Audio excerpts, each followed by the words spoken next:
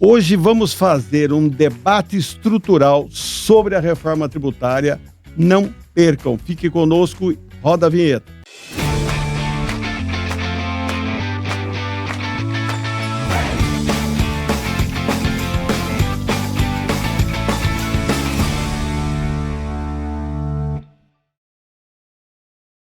Sejam bem-vindos a mais um Conectando e Desmistificando a reforma tributária que o Lima tanto ama. Muito bem, senhor Donizete.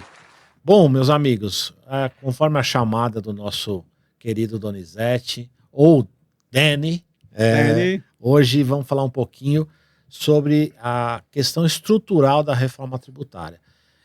O que a gente quer provocar, o que a gente quer mexer com vocês e fazer as pessoas pensarem, os nossos colegas pensarem, essa reforma tributária, de fato, ela vai trazer mudanças, ela vai melhorar o ambiente de negócio, ela vai desburocratizar, ou simplesmente a gente só está fazendo mais do mesmo, criando toda uma estrutura nova, um novo pensamento, uma nova conceituação, mas o resultado vai ser o mesmo. Não, às vezes é querer arrecadar mais. Né? Então, e do jeito que a gente está vendo a montagem, a estruturação, né? Primeiro, a base da arrecadação se ampliou muito com a reforma tributária, né? Vai ser ampliada, né? A base, lógico que compensando todos os benefícios que haviam, estão sendo retirados gradativamente, então se tornou mais justa, porque todo mundo paga, mas pensando numa alíquota que estão se divulgando, de 26,5%, 27%, 28%, qualquer que seja, ela é muito alta. E isso vai gerar um problema. Por quê? A gente não sabe a nossa limitação arrecadatória, né? Tá no texto da lei complementar da Emenda Constitucional 132.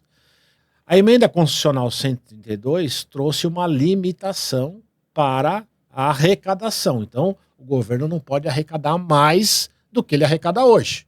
Isso está baseado no quê? No Produto Interno Bruto, né? Na arrecadação total hoje, que está no ano de 2025, só para trazer um pouquinho de números para vocês, está em torno de 12,7 trilhões de reais.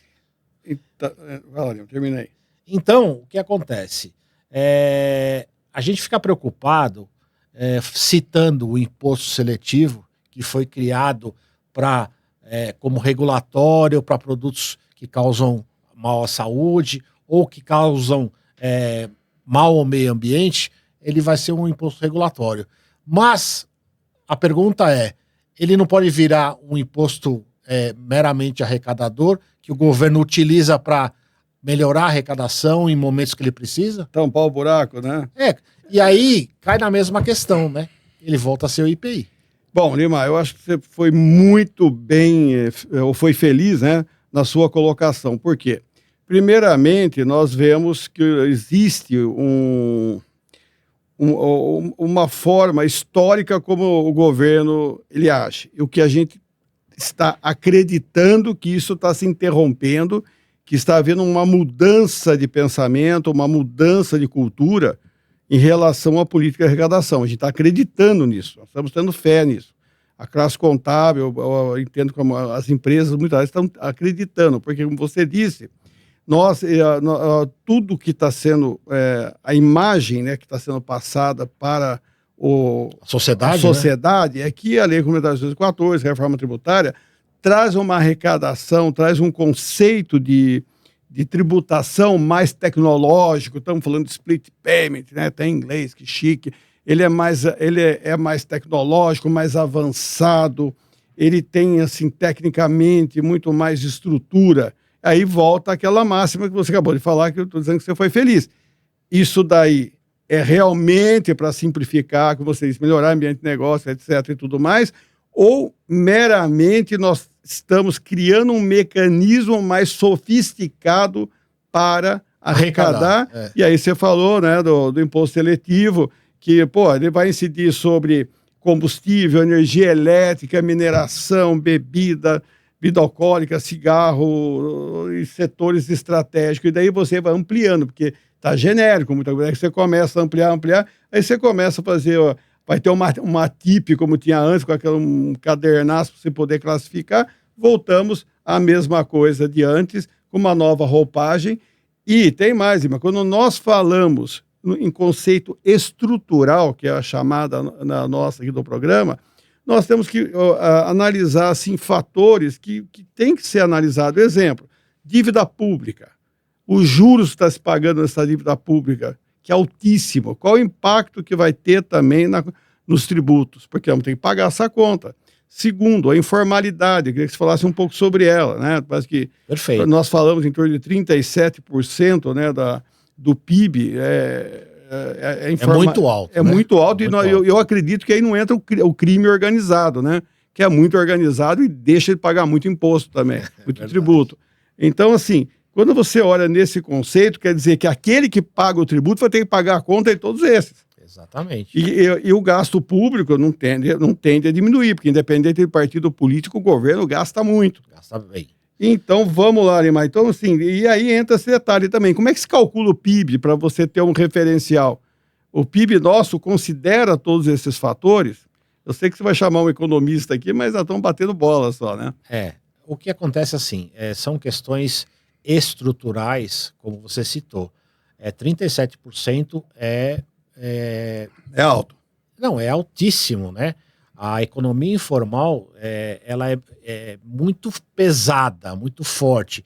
E na cabeça do legislador, né, quando eu construí a reforma tributária, ele visa trazer essa informalidade para dentro da formalidade, né?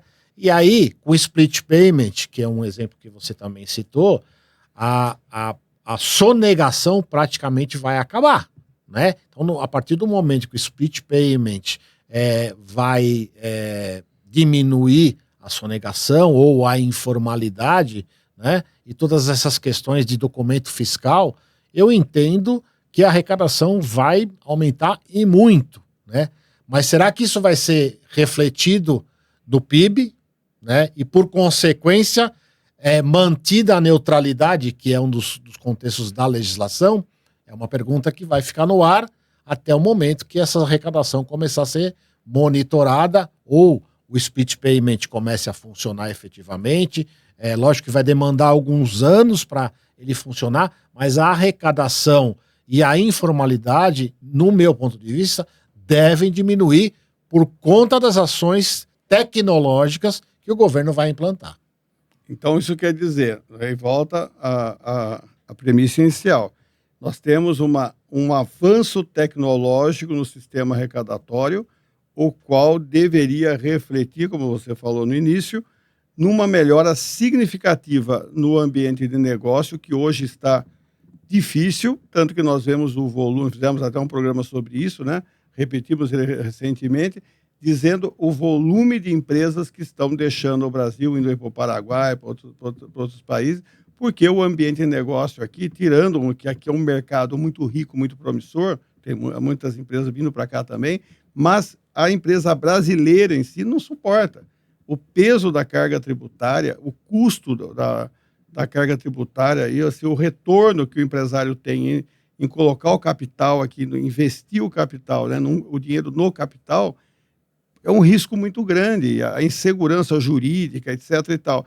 Então, nós vemos que na estrutura, a estrutura da reforma tributária, ela tem que ser muito bem analisada e muito bem discutida. Isso que nós dependemos de mais consciência, Lima, mais consciência de todos que estão aqui envolvidos, devia ser toda a população, mas eu sei que isso é quase impossível, mas pelo menos uma grande massa, que seriam as empresas, os contadores, os profissionais liberais, e o máximo da população possível, que tenha essa vigilância para que tudo isso possa ser sempre, de alguma forma, discutido e levado em consideração. Porque hoje nós temos muitos fatores que não estão sendo discutidos e não sendo considerados da forma que deveria ser, e põe em risco tudo. Deixa eu complementar o que você está falando.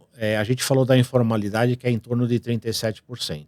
Mas quem paga essa conta, né, são as empresas. Essa provocação que você fez de da estrutura, os profissionais liberais, enfim. Mas lembrando que nossa carga tributária está entre as maiores do mundo, né? Então fala-se de ter um teto para limitar a arrecadação, um teto arrecadatório, né? Mas pensando na nossa carga tributária, que é em torno de 37%, isso as empresas não suportam mais. Então é importante lembrar que pode ter o limite, mas a ideia, o objetivo tem que reduzir. Se o Estado se organizar, se vier uma reforma administrativa, que é muito importante, né? Acho que é muito importante, e a gente sempre está defendendo essa questão da reforma administrativa, que é reestruturar o Estado, né? Trabalhar com tantos benefícios que os funcionários públicos, que são muito importantes. Mais retorno social. E devolução do impacto social. A gente paga a carga tributária de país que entrega muito mais, né? Entrega hospital, entrega o social, entrega, enfim, escola. Educação, segurança, enfim, blá, blá, tudo isso. Tudo. Então, isso também tem que ser pensado. Então, além do teto, a empresa hoje é tratada como o bicho-papão, né? E ao contrário, as empresas, os empresários é que dão emprego, que carregam a economia e não estão suportando mais essa carga tributária. Então isso tem que ser analisado, isso tem que ser revisto. Então todo esse debate, toda essa mudança que a reforma tributária vai trazer, ela pode também trazer ao debate todas essas questões que têm que ser modificadas. Uma reforma administrativa, uma diminuição da carga tributária para as empresas, desoneração da folha de pagamento, que é muito importante. Hoje a carga na folha de pagamento é muito pesada. Existem novos projetos aí que estão tramitando, que beneficiam e diminuem a carga tributária da folha de pagamento, sem diminuir a arrecadação. Isso é muito importante e esse debate nós temos que discutir, temos que trabalhar. E a tributação do lucro, né? Porque depois de tudo que você pagou, de encargos aí, tributos sobre folha de pagamento, sobre consumo, sobre patrimônio, caramba, a quatro, aí vem o lucro, a hora que você está com o lucro na mão, alguém diz para você, não, nós achamos que você está tirando o lucro demais. Fora os 34% que você já pagou sobre o lucro, você vai pagar mais 10%, até 10%. Ah, mas ele teve um lucro alto, mas a pergunta que eu faço, o objetivo é esse, e daí? Quer dizer que se o governo tem um superávit gigantesco, ele também deveria ter um retorno social e deveria devolver parte à sociedade, como já aconteceu lá nos Estados Unidos, devolver dinheiro à sociedade, dar um benefício. Você nunca vê essa manifestação. Claro que não. Então, assim, realmente nós estamos indo para o lado errado, Lima. Nós estamos demonizando algo, criando uma imagem, uma coisa, e nós estamos dando um tiro no próprio pé, que nós estamos acabando com o ambiente de negócio do Brasil e limitando o investimento do exterior aqui dentro. A reforma tributária como pano de fundo é divulgada como a solução de todos os problemas. E o alerta que a gente faz aqui sim, pode até ser, mas a burocracia que ela está trazendo. Depois da transição, pode ser que melhore o ambiente de negócio, diminua o peso dos tributos, mas a arrecadação em nenhum momento foi dito. E você trouxe a questão da tributação dos dividendos, lembrando que não teve redução do imposto da empresa. Não. Então não houve uma compensação. Jogou lá em cima. O fim dessa mudança da tributação dos dividendos, justificada porque todos os países do mundo tributam dividendos, exceto o Brasil e mais um, não houve a devida compensação da empresa, a diminuição do imposto da empresa. Ou seja, o fim é meramente arrecadatório. Isso é muito, muito perigoso. Estamos indo por um caminho muito perigoso. Ou fazemos uma correção urgente, imediata e rápida, né? Tudo é redundante, mas faça mais breve possível alguma correção nesse sentido, ou estamos indo rumo ao fracasso novamente. Mas vamos lá, nós estamos aqui só para chamar a atenção, para dar o alerta. E Lima, vamos ao fechamento, agradecimento. Pessoal, agradecer muito aos nossos patrocinadores que nos apoiam e trazem toda essa questão por trás, o nosso backup aí para apoiar. A Kion, que é o principal e está com a gente desde o começo, é importante, que está trabalhando e tem produtos de tecnologia muito importante. A Nanodata, a Nanotex estão conosco aí também, uma parceiraço aí com um produto fantástico na área de reforma tributária. E a Hort Consultoria, que trabalha diretamente com aplicação, treinamentos, questões da reforma tributária também, de apoio à Nanodata, à Nanotex, o projeto da Nanotex. É uma parceria que está dando muito resultado, um resultado muito positivo, e isso é muito, muito legal, né? Pelo menos a gente está tentando ajudar essa transição, essa complexidade que toda a transição vai trazer. Como esse programa, né? E Lima, vamos mandar o joinha, porque se há algo que todos que nos assistem ficam aí esperando, eu quero ver o joinha do Lima. Então, pessoal, só agradecer, deixar o nosso joinha, não deixe de se inscrever no canal, mande suas sugestões, suas ideias, suas críticas, porque você é muito importante para a construção desse canal e para os programas que vêm pela frente. As sugestões que têm vindo estão sendo muito positivas, tema de pauta de debate para a nossa construção do podcast, enfim. É um grande prazer ter vocês aqui. Continue acompanhando. Isso aí, pessoal. Até a próxima. Valeu.